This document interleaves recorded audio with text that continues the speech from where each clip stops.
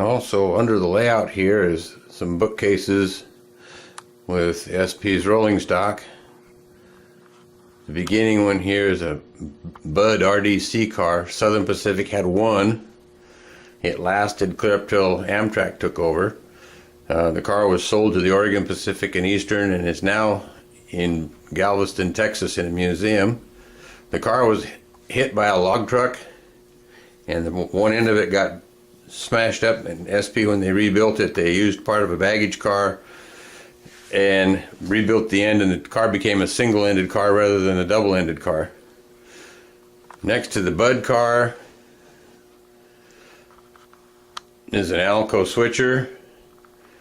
Alco went out of business in 1969, so there have been no Alco switchers or any other locomotives built since that time. This is what they called an Alco S3. It was a little 600 horsepower switcher for yard service. Next to it is the 1103, and the 1103 has the 1153 behind it. It needs a little better lighting in here, I guess.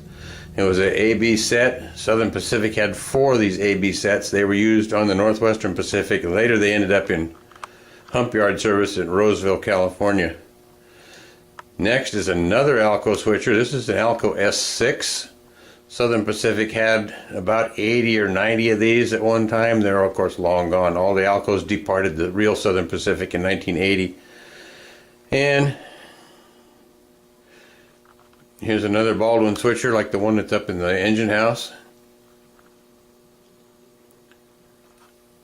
Southern Pacific had, I think, 58 of these, and they are actually delivered in 3 different batches. This one, the ones I have 3 of them, and they're done after the last batch, which was the deluxe version with the big signal lights, the full side handrails, number boards, and all that wonderful stuff that the other batches didn't have.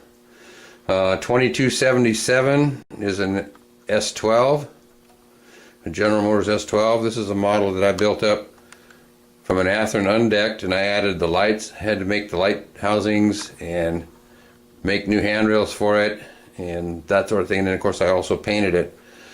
And another SW1500, and then the last engine on the top shelf is a Fairbanks Morse Trainmaster. Southern Pacific had 16 of these. They were originally supposed to be used for passenger service and freight service in Arizona and New Mexico, but they couldn't handle the extreme weather conditions, and they were banished to the Bay Area, where they hauled commuter trains for about 25 years. They too departed in 1975. So that's the top row of the bookcase there that has all the switchers in it. The next shelf down, we have an Alco RS11. Southern Pacific had a bunch of these too. They had about 35 or 40 of them, something like that. I'm not real sure exactly how many. They lasted until 1975. And behind it is a Athearn Southern Pacific Jeep 9. And then below it, or next to it here, is a Alco RS32. Southern Pacific had 10. The rest went to the New York Central. I think there was only something like 30 of them built. So they were a fairly scarce model. And next is a GP38. This is an Athearn model that I modified and doctored up, added a bunch of parts to.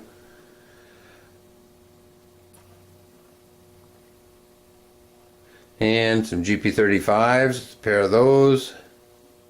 Then on the next shelf down, we have an Alco, or not Alco, a General Electric U28B. SP had 10 of those.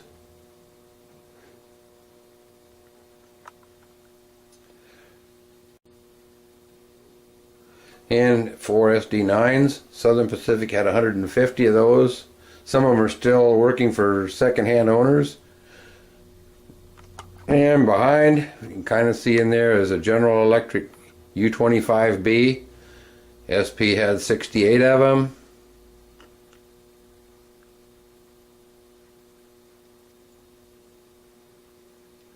And then we'll go down to the bottom shelf, and we going to go over here and catch the big Alco passenger units.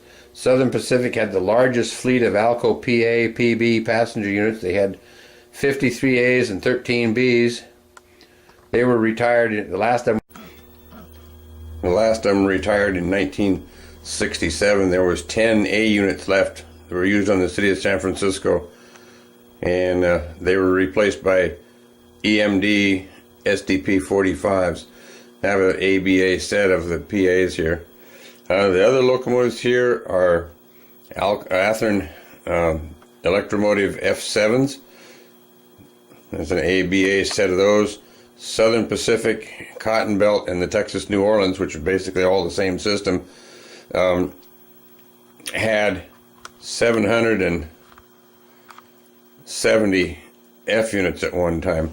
And the little airplanes you've been seeing on here are from the Athearn Air Force. Athearn made the little Beechcraft airplane, and I've got a bunch of those too. And we'll go up to the other shelf, other bookcase. We have some GP40X's. Southern Pacific had 4 of these. They are, of course, long gone now. The elephant ears that you see right here only lasted about a year before SP removed them. These locomotives were experimental and they were not repeated. Up here on the shelf with the GP40X's is a old AHM cab forward. Southern Pacific had a couple of hundred of these at one time. The 4294 now resides at the California Railroad Museum in Sacramento, California. It's the only survivor. The rest of them were all dismantled for scrap in the 1950s and late 1950s and the 1960s. And we'll go down to the next shelf down. We have a General Electric U30C. SP had 38 of these. This is an Athearn model with some parts added to it to doctor it up. And we have some of the SD40T-2 tunnel motors.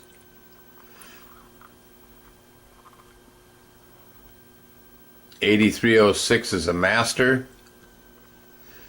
And 8352 is a remote. These would be unmanned in a train. They were used over Tehachapi initially. And I'll go down to the next shelf down. And we have some Athearn SD45s. These are the old wide-body blue box that have been doctored up and had things added to them. Southern Pacific had 358 SD45s at one time. And I have a 3-unit set of them here. Also on the same shelf is the General Electric U33C. It too is an Athearn locomotive. And on the bottom shelf we have an SD45T-2. This one happens to be painted in the Cotton Belt Bicentennial paint scheme. SP had about 350 or so SD45T-2s as well.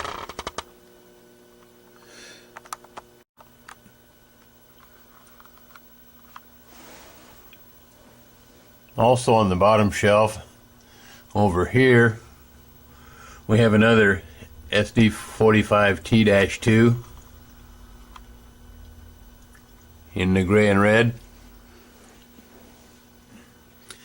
And right behind it we have an SD40 with a number to give the yellow peril people fits. Has the number 8444 on it.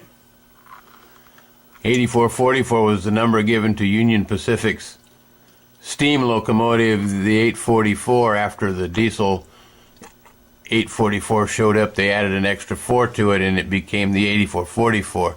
The UP engine now has its original number reapplied, so it's now the 844, but I put this SD40 with 8444 on it, give the Union Pacific people something to have a fit about